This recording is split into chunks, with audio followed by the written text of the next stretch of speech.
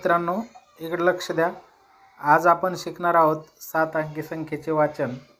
2-4 दिवसापासून आपण यावरच प्रॅक्टिस करत आहोत. सुरुवातीला 2 अंकी, नंतर 3 अंकी, 4 अंकी, अशा पद्धतीने आपण 7 अंकी संख्येपर्यंत पोहोचलेलो आहोत. आज आपण त्याचं वाचन करून घेऊ. कोण असतंय? पहिली संख्या कोण असतंय?